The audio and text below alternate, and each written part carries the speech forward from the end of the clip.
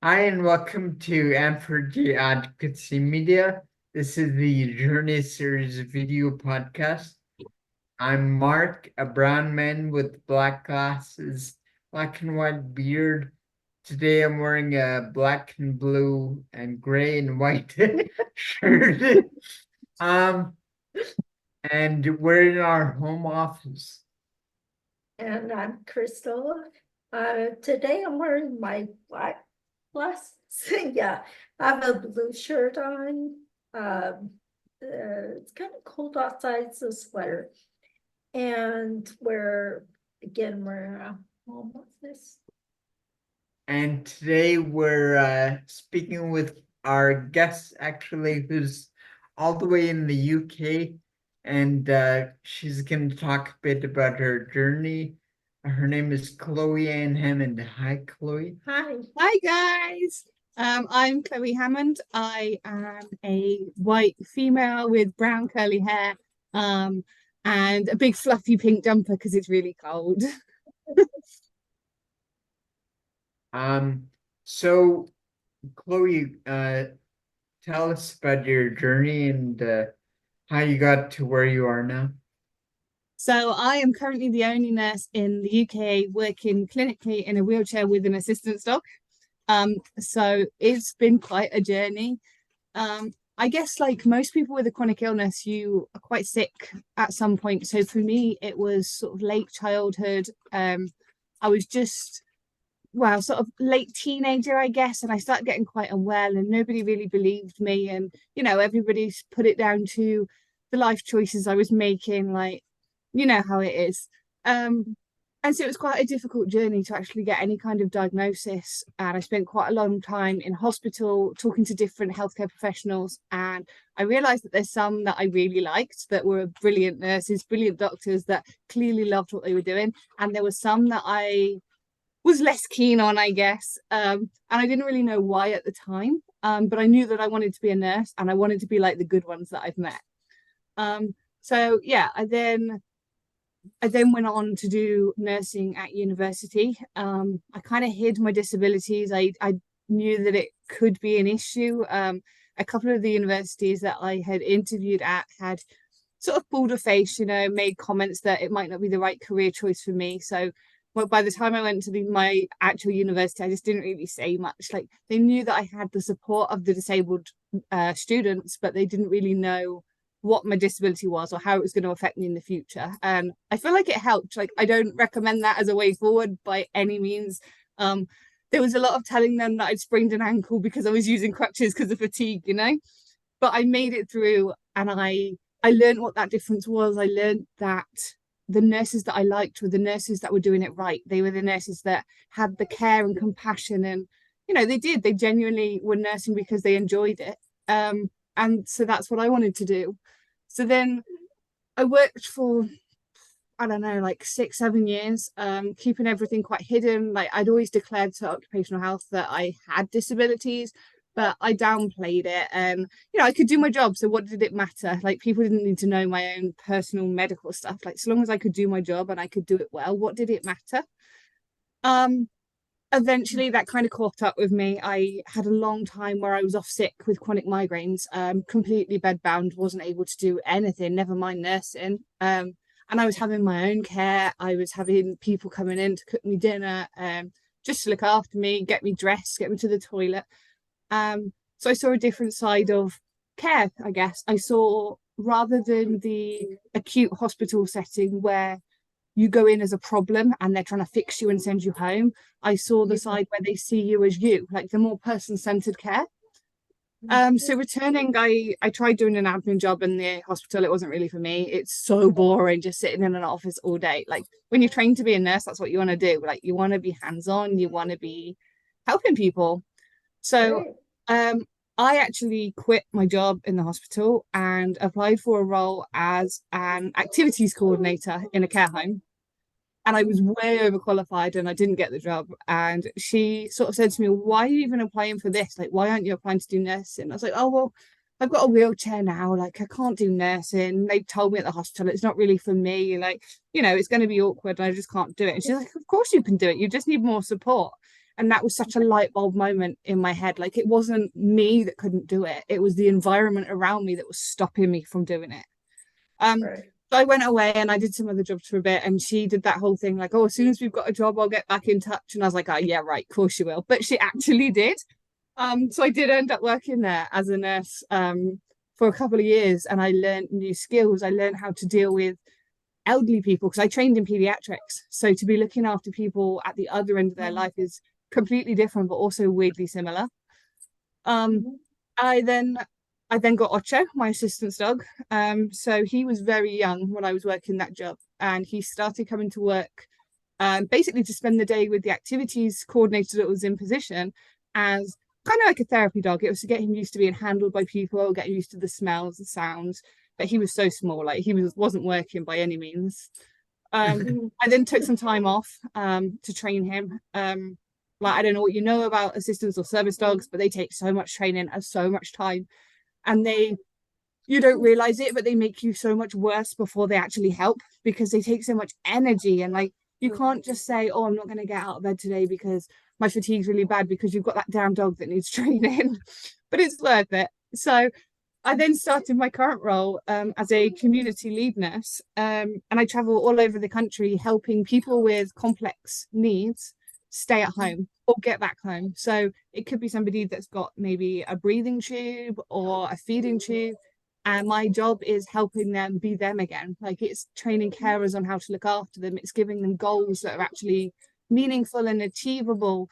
And do you know what? It's the best job in the world. Like, it's less hands-on nursing, but being able to teach somebody the skills that you need to give someone back their independence is so rewarding. And like, being able to say, I know how you feel, like I've been there, but it, like, life continues. Like, it's not going to be the same, no, but like, it's still worth doing. That's kind of my story. Yeah, I think that, so many people have experienced that, and you brought up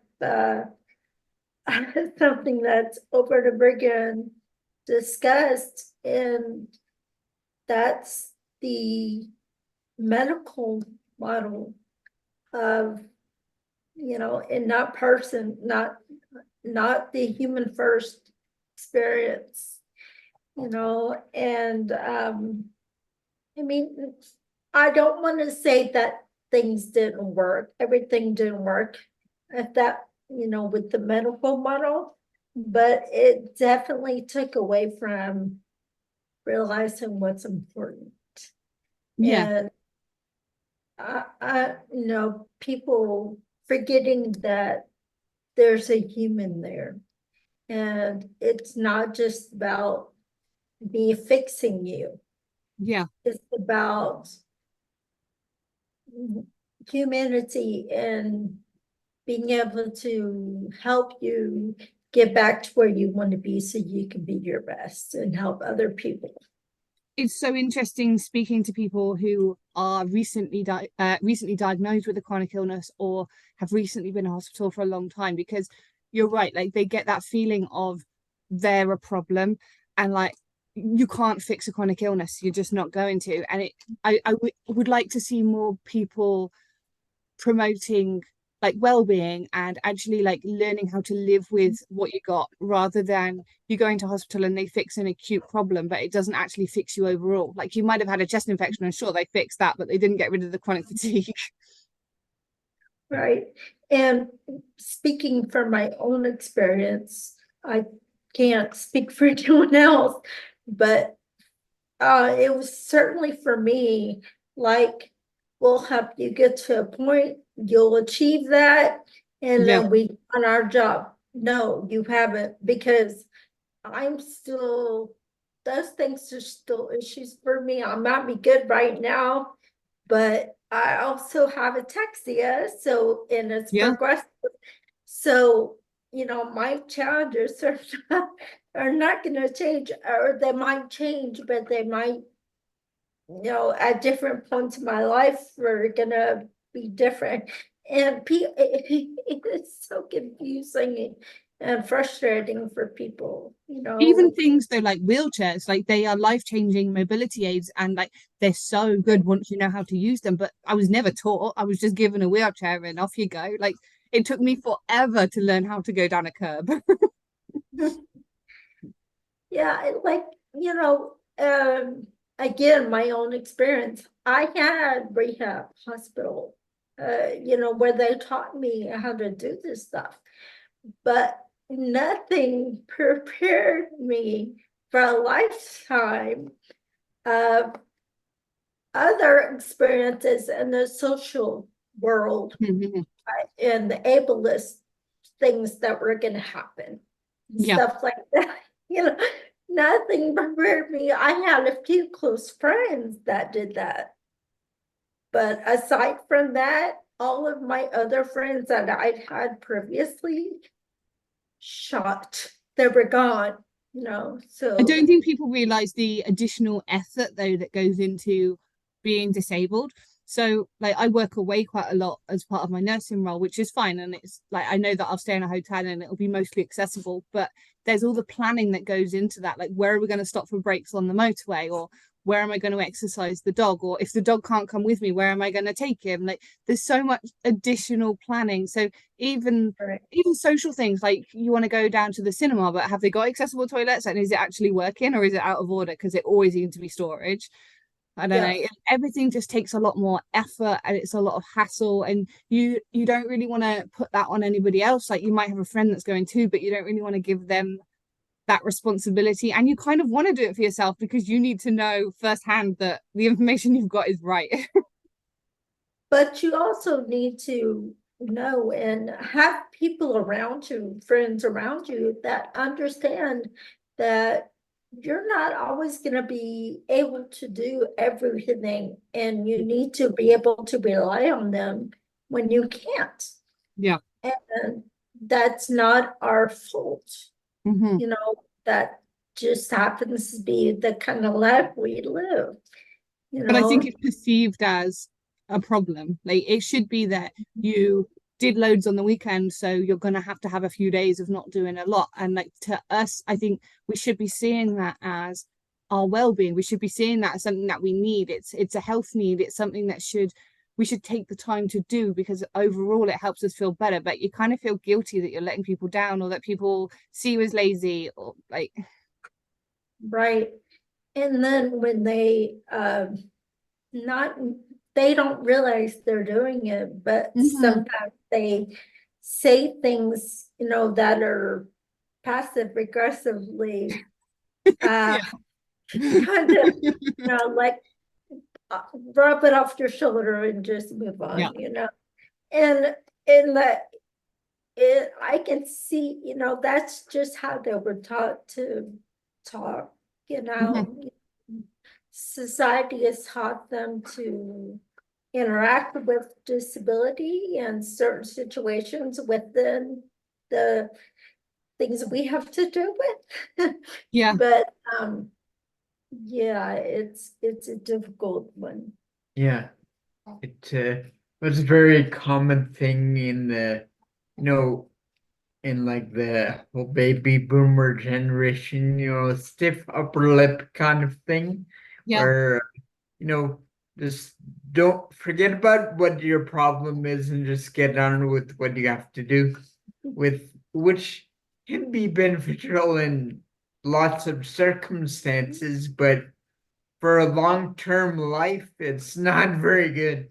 Not And I very think useful. so many of us do that. So I battled around on crutches for 3 or 4 years because I didn't want to admit that actually using a wheelchair was going to be life-changing for me, because it felt like that was me getting, I guess, more disabled. It was making it more visual, because loads of people use crutches for anything. You've sprained your ankle, you've broken your toe, like anything. Whereas people in a wheelchair, they make the assumption that you can't walk, and they still talk down to you. Like I had a man in a restaurant offer to cut my food up. Like I don't need that. I think society still has quite a long way to go to understand that people in wheelchairs are still people.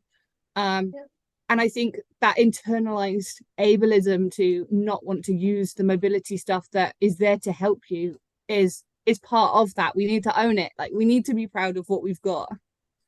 It's damaging when people make you feel guilty for needing to do something that helps you be independent or helps you, you know, with day-to-day activities. You know, So I'm going. Sorry, go Sorry. ahead. I was just gonna say, then you start to internalize and stuff and beat yourself up about it without their help.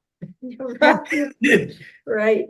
So I'm going on holiday for the first time with a wheelchair and an assistance dog in May, and the hoops you have to jump through to even be able to book a holiday is something else. Like, I've had to give so much paperwork for the dog, and then I've had to give so much paperwork for the batteries on the wheelchair, and I've had to measure the wheelchair and weigh it, and just so many things. And like, I've had to agree that they can take it off me at the side of the plane and then it will go underneath, but like, I don't know how it's going underneath. There's so many things that make you feel nervous. Like, that is, I need that on holiday. I've got 2 weeks away, and if they break it, that's 2 weeks of holiday where I'm stuck. Like, it's a really scary idea, and I don't think it should be that scary to be disabled. No, Yeah. it shouldn't. It is. I understand it in America. You can take your wheelchairs in the cabin of the plane. Like, there's like a cubby hole or something that they fit in, but we don't have that. No? No, well, for me, manual chairs, I think she's talking about electric chairs. So. Yeah, okay. Right. Wouldn't it be lovely though when we can just stay in our chairs like on a bus? Right? That would be. And I've actually seen a model of them trying to Yeah. something like that. But I mean, I think that it's gonna go. I personally don't think, because I know that people in corporations and they want money, and that's gonna be money taken away, but the seats not there, people not paying for the seats, and then the plan itself to get it done and built and design, all that stuff is gonna take money off of there. I guess there's other stuff that goes with it too. Like, there aren't disabled toilets on a plane, so like, there's still gonna be ways to improve. But you're right, like, it takes up space, but disability takes up space. It shouldn't be about the cost, but I know it is. Right. But okay, my other with that is business wise, it actually makes sense. It actually would help them. Yeah. The economy itself, or all economies, of our countries, because if you give people the ability to be comfortable getting to where they're going, they're going to spend money. Yeah. When they get there. And they're going to do it more often. And those companies that are being appreciative of the airport that got them there is going to support them and be appreciative and, maybe recommend them or something. I don't know. Yeah. But it's gonna be a domino effect. I would think it'd be a smart business decision. I would hope so, but people don't like change. It's Well, their entire business model is built on this structure and built using this. They're just used to a certain way of doing things, and then doing things the same way is a heck of a lot easier than overhauling the entire thing, and not chasing money so hard as they tend to do, and oversell flights and do all that other stuff. Yeah, it's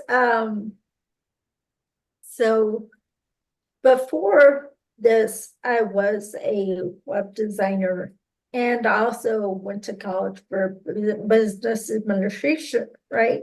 So I have a lot of know what to do. I also have aphasia, So I can't always pick out the words I need right now. But so it's really difficult when you have all these ideas, but no one will listen to you because you can't clearly talk about what you want to talk about. No. It's hard to be seen. So I guess that's kind of what I've been trying to do this year. Like I have been to so many awards nights and events and things, but it's not so much about the awards themselves, it's about being seen, like being the only wheelchair user in a room full of hundreds of nurses, like, and just pointing that out to people and being like, why is that? Like, I'm just as qualified as everybody else in the room, but why is it just me? And like, do you know what? I went to an awards night and it was amazing. And it was actually one that I won at. And they must have known in advance that I was going to win. Like, I guess that's how award nights work. But they hadn't put a ramp for the stage, so I couldn't go and collect my award. And I said in my speech, because the lady came down and we did the speech on the floor, and I said, like, this is so obvious what I'm trying to say. Like, it isn't me that's the problem. Like, I am a nurse. I have my degree in nursing. I can do the same job as everybody else in this room that's here for a nursing award. But all of you can go on the stage and I can't. And that's got nothing to do with my nursing ability. That's the environment. And so I guess that's kind of what I'm trying to show people by being at these awards nights. I want them to rethink, like, why didn't they hire the person with the disability? Like, what reason, like, if it's not because of their qualifications, then what reason didn't they hire them? Yeah, it it should make people think about what is the real reason that those things are not available. Is it whose fault is it really? Where does the problem lie? Not with not with part of the other issue is that humans in general are builders, and they want to build and fix and repair and stuff like that. But that has also been our downfall, you know, of thinking that's made a lot of America very egotistical, and thinking that, oh, that feels good. I like fixing things. I like making things look good. I like, you know, being, I like I like the, what's the word I'm looking for? I like the validation given when I do something awesome and what other people perceive as being, you know, someone who's helping someone else or making them look good. And the problem with that is it's gotten us where we are now. And we have to change that narrative. I think further to that point, it's the over-identification of yourself and people in general as fixers and having the ability to fix something. If you over-identify with that as sort of your personal identity, you'll go around seeing everything as fixable or broken in some way. Yeah. Because it has to be in order for you to be the fixer that you are. Right. Saying that, I'm not saying at all that don't do it. Don't try to change things or fix things, because that's awesome if you can do it, but you can also see the positive in how to do it correctly and not harm other people in the process. For sure. Like, it's really, really important to make sure that people still see people with disabilities as individual people. Like, somebody wrote in an article that I was involved with that anything's possible, but like, it is, but within reason. Like, just because I can do something doesn't mean that somebody with the same conditions as me can do the same thing. Or just because somebody else can do something doesn't mean that I can or you can. Like, we're all very different, and we all have abilities and we all should have dreams and aspirations, but you can't say that just because one person can do something, everybody can. Right, exactly. Uh. So, can you talk a little bit more about, because it's interesting that you go all over the country and what would you say is the best part about doing that as opposed to working in a hospital setting? I think the best part of it is seeing people in their own homes. I think a lot of people, when they get that diagnosis that is either terminal or is going to be absolutely life-changing, or maybe it's been like a life-changing injury, the go-to assumption is that everything is going to change in their life. But actually, to see them go home and to get some element of normality back, like maybe it's a gentleman that's come out of hospital and he's with his wife again, or maybe it's an old lady that's got 7 cats, like seeing her back in her natural place, like seeing her with all her belongings and her memories and back at home is the best part of the job. Like, it makes it worth doing because you don't see that in a hospital.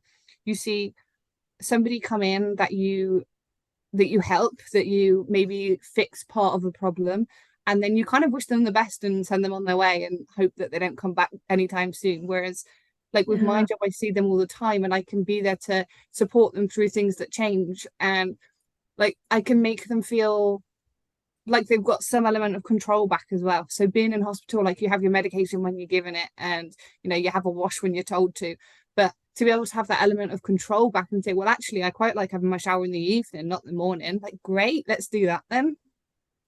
Yeah. It's also really important, I think, like when we go into the hospital, to go back to our earlier conversation about acute illnesses versus chronic ones, we go into a hospital, they generally want to fix some acute problem, right?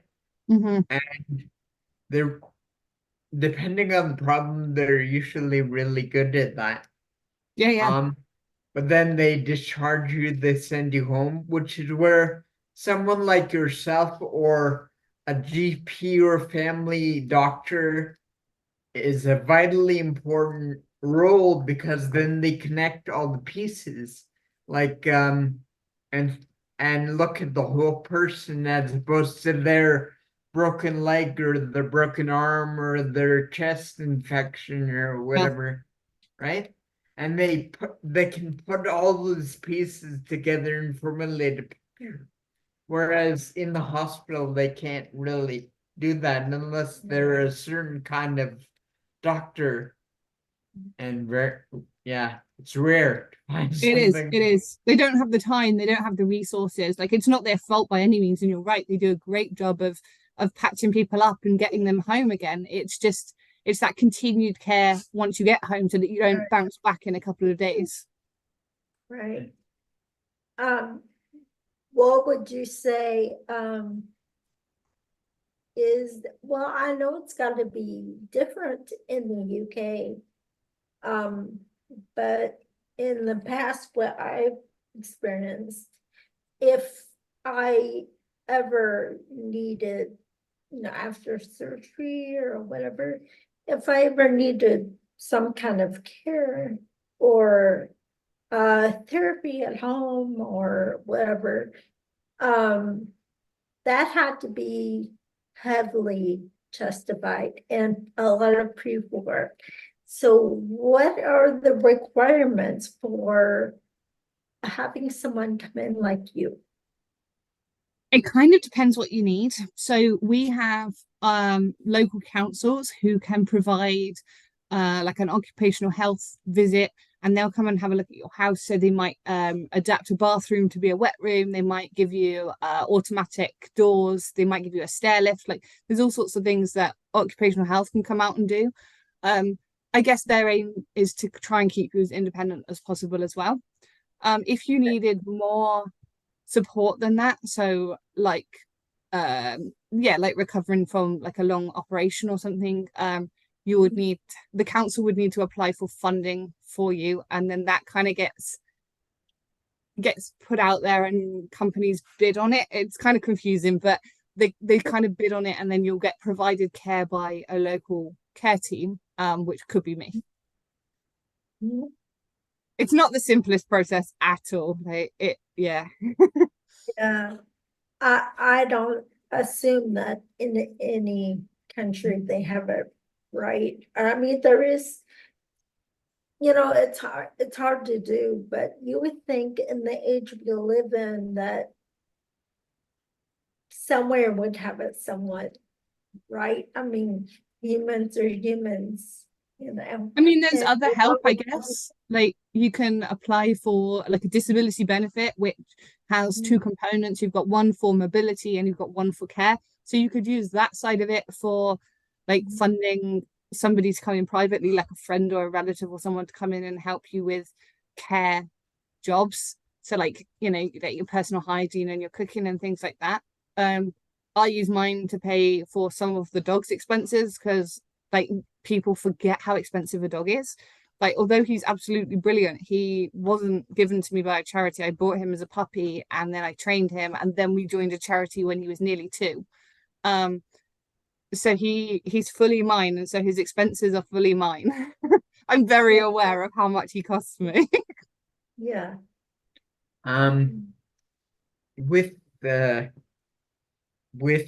I guess it could be I'm assuming that sort of I mean, typically when we see a nurse, no matter which country it's in, we have certain expectations, right? And I imagine this was probably more of an issue once you first started, but maybe there still are things. What stigmas do you notice among patients or among your colleagues still, or even going back? So when I applied for this job, it was still COVID. We did it on Zoom like this. I didn't tell them that I was a wheelchair user. I didn't tell them that I had an assistance dog. I waited for day 1 and just rocked up like, ta-da, here I am. So it was a dangerous move for sure, and luckily it worked. The company I work for is full of dog lovers. They are super pleased to have us on board. I don't know if that was the right way to go about it, but I'd had discrimination just applying for other jobs. So I'd had a care home that they'd given me the job and then like kept delaying and delaying my starting date and just coming up with every excuse under the sun. Like there wasn't space for my wheelchair to be in the care home, and then they were worried about infection control because I wasn't going to wash the wheels when I arrived, and just everything that was coming up, and it was unnecessary. And so when I kind of did the interview for this job, I didn't say, like, I decided to just go for it based on my skills and my knowledge. And, if they liked me and felt like I was right for the job, then they would have to kind of make it work because, that's the package that I come as. On the whole, my patients are actually really pleased, I think. Like, I know that they are surprised. I tend to write all of them a letter before I meet them on the first time so that it's not like a complete shock when we turn up. But they're quite pleased to have us there. They're quite pleased to see a future, I guess. Like they're seeing what they could be doing in a few years' time. Like seeing that their loved one that's currently bedbound and currently needs washing in the bed and, having their hair done with chronic fatigue or any kind of chronic condition, like there is hope that things might change. Like they won't get better now, but like they might have that drive again to try doing the physio. They might want to try doing a swimming session or hydrotherapy or just popping out to the park, seeing some sunshine again. And I think that's really reassuring to see that you can get back from that low point. You can get back from feeling like you should give up because everybody's telling you should. There's definitely people that talk behind my back. Like I did a newspaper article a couple of years ago, and the top comment was, well, what can she even do as a nurse? She's in a wheelchair. And I was like, you have no idea. Like if you'd actually met me, there's like I can do everything every other nurse can do. But in your head, you're like, oh, well, she's in a wheelchair, so what can she even do as a nurse? Like, and that's frustrating. But once they've met me, I don't think it's a thing. Like, funny story, I worked in a care home and there was this lovely little old lady, well, lovely, and she could be an absolute nightmare, and she used to throw herself on the floor and, you know, very dramatic. Anyway, we suggested that she used a wheelchair so that she'd stop getting injured, basically. And she called me into her room to have a chat about it. And obviously I went in with my chair. And we're sitting there and we're looking at her wheelchair, and she's sitting on the bed and she's like, oh, I couldn't face being in one of those. It must be so horrible being in one of those. And I genuinely don't think she realized that she was talking to me in a wheelchair. Like, she saw me as her nurse, not as somebody with a disability, which is kind of nice and weird at the same time. Like, I went back to the office and I was like, you'd never guess the conversation I just had. Yeah, yeah, yeah. Yeah, there's definitely some some funny stories that we've heard, but it's also hopefully enlightening people that are not disabled or have different abilities. Mm. In the meeting before, we also talked about the tokenism aspect of what we both dealt with, or all three of us really,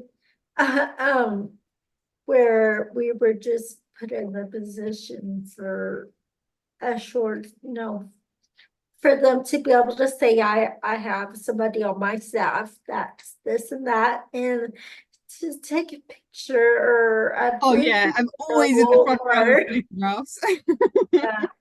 and say, I have this one person or these few people, two people, whatever, that can do these amazing things. Mm-hmm. But really, this is about what we're doing, not what they're doing. I think it kind of works both ways. Like, there's definitely an element of being like the token disabled person. Like, when they're doing photos and stuff, like, you're always going to be in it. But on the flip side of that, because of the publicity, I guess, that they gave to me and my dog, they ended up running an entire like advertising campaign looking for new staff that had disabilities that wanted to try care work. And like, they were very open to, yes, you could bring your assistance dog or emotional support dog with you to work, so long as it's trained, obviously. But like, there wouldn't be an issue with that. Like, it's a career opportunity that is accessible. So I kind of guess there's two sides to it. Like, yes, it's a token gesture, but also that token gesture can lead to doors opening for other people. For sure, for sure. Yeah. It is a flip, of a coin. There's a lot that can be said positive for that. But, we also have to get people away from, not just hiring somebody for your purposes, and being able to, like you were saying before, they had taken a picture and used that 10 years 10 years later. But and it's that kind of thing right there that we want people to get away from. But like, in careers in health and social care, like, there is so much that people who have lived experience of disability can offer that somebody who is coming into care work able-bodied and, able-minded is not going to have the same approach. Like, there's so many opportunities that you can use your own experiences to guide the care that you're going to give other people. So I do think that it's a good career pathway for people with disabilities. Like, even if it's something like autism, like, it's a career where you follow rules. Like, there's going to be stuff that is easy to follow and easy to understand the rationale for doing it. And actually, I think they could provide amazing care to somebody because they would do it right. Like, they would want it to be done right for them, so they would do it right for other people. Right. Anything else? No. What's your experience of being in a hospital been like? Oh my goodness. So as we said before, it was, very much where it's a rehab hospital. Are we talking about the actual hospital? Like before the rehab? I guess Or- the difference between the two, yeah. Well, see, I can't really answer that honestly, because I had a brain tumor and I Right. was put in a coma, so I don't remember Oh, I any see. of So that. you missed that bit. Sure. But I do remember being transferred to, I was in Chair Hospital in Houston. And obviously I remember all of that. And I was also in something called locked-in syndrome. Oh, So yeah. I was fully aware of everything, but no one except my mom really knew that, you know. So they would just talk about whatever they wanted and thought I didn't know anything or no. So did you So have help when you went home? well, my mom, you Yeah. know, And that little yeah, well, no, she wasn't there yet. oh She, right. that was just, after Alyssa was born. So, Yeah. no, I had another dog at that point, but, so, yeah, no, it was much. But the things I do know, I do remember, because before I was put in a coma, right? I do remember waking up and some of the things that were going on beforehand, you know, but I can't say that I fully remember that experience. So Yeah. I'm not the first person to ask about that. And as for my experience, I never really, I've been to the hospital, but for very, like, it was more of an issue of, okay, there are these separate things, and my family doctor didn't necessarily, wasn't able to, either because of his own ability or own enthusiasm for the work he was doing, um wasn't didn't put all the pieces together and say, okay, we got to look into this. It was not until much later that I was sent to the right sort of neurologist that said, okay, this is what the situation is. But by then it was like, not that I could have ever done anything, or but maybe I could have had some other treatment earlier on, or Yeah. at least been more comfortable as a person with a disability if I knew the situation earlier on. But Right. Like you were speaking about earlier, people not believing you or not being totally open to listening to what was going on with you, you know, when you have stuff going on and you do say something and you're ignored or people dismiss you or whatever. And like in his case, there were things there, he just didn't know how, but you would think that professionals right. would catch Yeah. on to, oh, this and this and this is adds up and this might be it, this might be what's going on here. There's that saying though, isn't there, that doctors use something about how when you hear hooves, like think horses, not zebras. And I think that's such a common thing that people don't want to assume the rare, so they don't look for it. Like they were well aware that you had all these different symptoms and that it must be something, but nobody wanted to look further than the obvious, I guess. Yeah. Right. And we're also brought up with this thing that gets internalized where, okay, you have to respect your elders and respect Yep. doctors and respect nurses. Yep. And people do deserve respect, obviously, but yeah, but we deserve respect too. Like we are the yeah, experts in right. us. Like Like, that something doesn't feel not, right.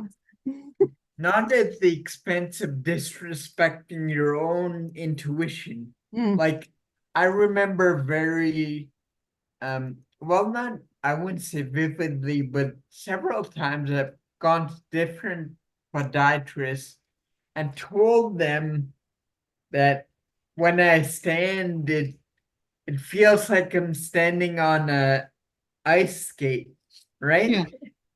Like, which means my balance is kind of weird. But Yeah. no one sort of really did anything with that information. They're like, Yeah. here's some different shoes, and you know, Yeah. but that's all we can do. I Yeah. always have the worry that I'm not going to be believed. So like going to the doctor and telling them that you have a problem, like I'm always worried they're going to just say that it's anxiety or something, and then it will go on my record as anxiety, and then nobody will ever believe me again because they'll be like, oh well, she's just anxious. Like Yeah. it's really hard to be honest about how you feel, but not Right. not like I don't know what the word would be, but like not to put yourself into a box, I guess. Right. Yeah.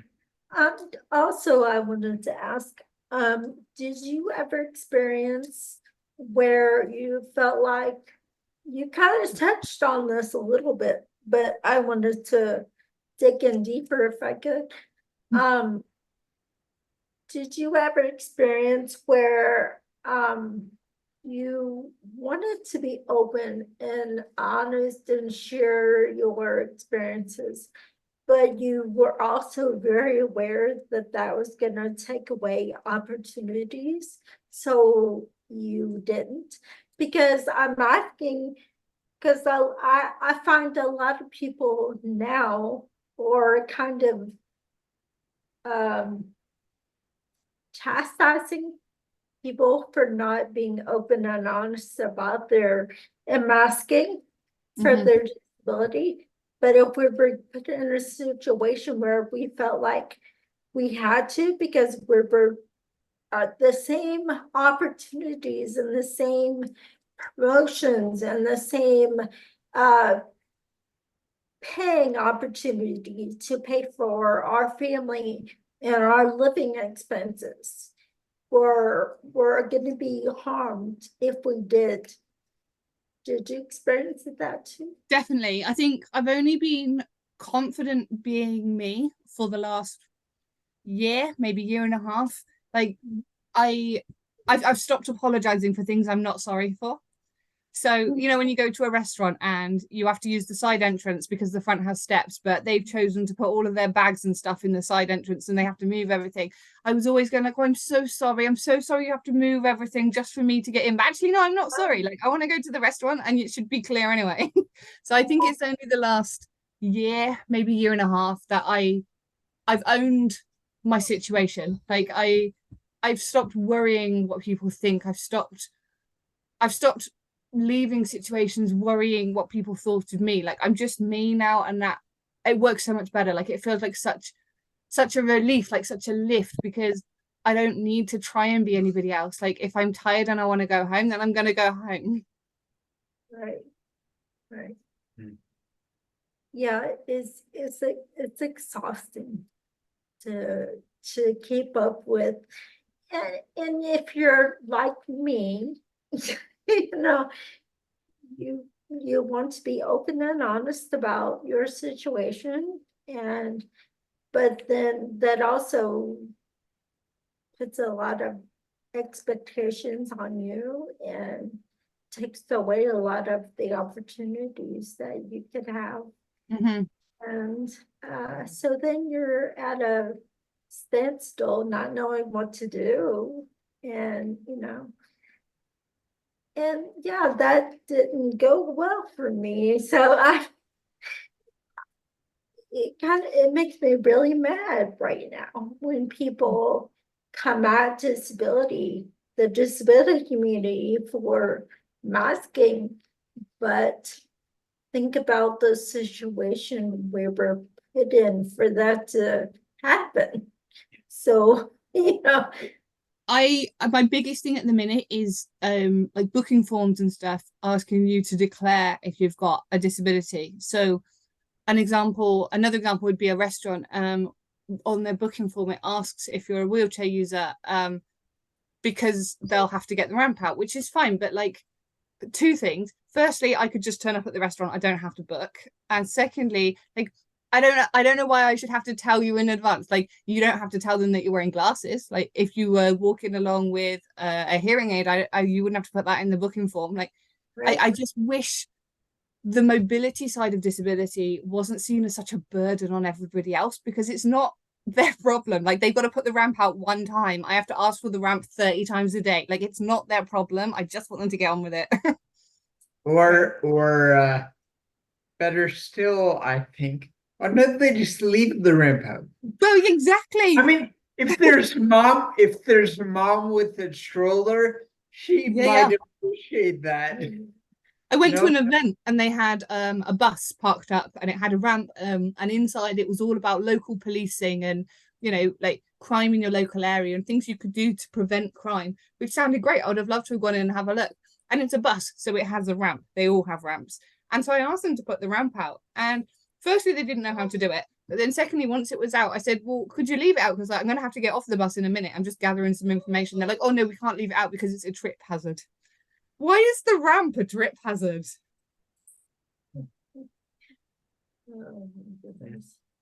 It's Yeah. fun, isn't it? It's fun, but it's difficult. Being disabled isn't an easy job and nobody picks it. And I think that's the thing, isn't it? Like, anybody can become disabled at any point in their life for no fault of their own. And people forget that, like, when they are looking down at disability or they are making out that your disability is causing them an inconvenience, they forget that it could be them tomorrow. Like, you have no idea what's going to happen in the future. And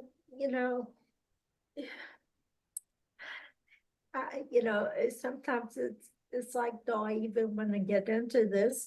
But then you need to, people forget or don't want to go there because it's uncomfortable, to realize that people all the time are trying to solve issues and fix problems, and that to come to a solution, sometimes you have to make mistakes, mess up, and that can be people as well, like in the DNA editing and stuff like that, Yeah, that makes me nervous, the whole DNA thing. I don't like the idea that you can get rid of disability. I know that it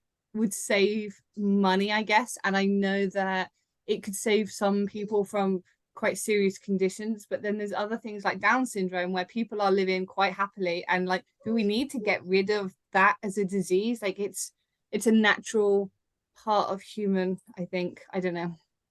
Right. But the other picture of that is where you have people thinking they can fix things by and actually causes further disability, or people can't figure out why they're becoming disabled through all the drugs we're taking. Substances, foods and stuff like that, chemicals we're breathing and stuff like that. And it's people can't piece these things together sometimes, and it baffles me. But that also means that more and more of the world is going to need those accommodations, need that accessible stuff, that we're speaking of. I mean, we're all living longer, we're all working longer. Like, you're so right. Like, it's gonna be far more common as we get older that people are gonna need more adaptations and more support that we haven't pre-planned for. And it's not like it's a surprise, is it? Like, we know it's coming. Oh, definitely not. And we're not only speaking of, the younger generation. We have a huge baby boomer generation that's going to also need assistance and accommodations for just becoming older, which is natural. So, you would think they would know, to use a term that another guest used, that would, what was, they would Interact. rethink how they want to do things, because I forgot how I said it. I love the term, but anyway, rethink how they go forward with the world, and not just how they do things and what makes business sense, but what's right and what's kind and what's going to help people. Would you like to meet Ocho? He's here. Yes, Sure. yes. Come here. Come here. What's this? Come here. I need you to come to me now. What's this? Do you want a cookie? You want a cookie? Oh, he's so cute. Say hi, big boy. Hey, Ocho.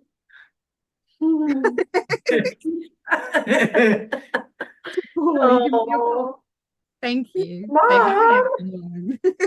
I've been good. I want a treat now. He can have treats. He's eating treats all the Yeah. time. That's Ocho. He's 3 on Friday. Oh, wow. Wow. He's growing up far too fast. And My baby. we talked, but you said he's a lab. full lab? Yeah, he's a full lab. Yeah. Yeah. Oh, He's a good boy. yeah. He's been very quiet, which I'm quite impressed with. Yeah. And, it makes us so thankful for people or pets like that are not only supportive emotionally, but supportive in helping us be independent. So that's why Ocho is so special. So I bought him as a pet, and trained him myself. And then when he was nearly 2, we joined a charity called A.I.D, and they literally help people change their pet dog into a fully fledged assistance dog. So they're a small charity, but they do amazing work. Yes. Good. You end up with one of these good boys. Mhm. Yeah. You gonna give me a kiss? Oh, sweet. He's Oh, good. Do you have a dog too, did you say? yes, Yes. yes. Skylar, I don't know what She's she's sleeping back there. She's sleeping, yeah. back there. Well, I think she's on your side. Well, I don't know what she That's is. Brendan back. Oh, What is Wait. she? to the What side, breed is your dog? back here, under here. Oh yeah, okay. Under the table. Yeah. Um, She's having a good snooze. yeah. Oh, well done. She's retired now, so Yeah. she's finished time eating and sleeping. Yeah. Are you gonna get another working one or no? No. Well, I say that, but given that, I had my tumor when I was 18, and with ataxia after that, being progressive, it might come to that, Yeah. but I don't foresee anytime soon. Yeah. So, I mean, It is hard work. I think it's really important to remember, like, although they are life-changing dogs, like, it is hard work and it's not for everyone. right. Yeah. Well, we're gonna go so we can eat, maybe. Yeah. Well, it's been lovely to chat. Scary at all. Thank you so much. Thank you. Yeah, I'll look forward to seeing it. Okay, Yeah. thank you, Chloe. Have a Thanks. good evening. Thank you. Bye. Thanks for watching, everyone. Remember to educate, empower, and encourage someone today. Bye.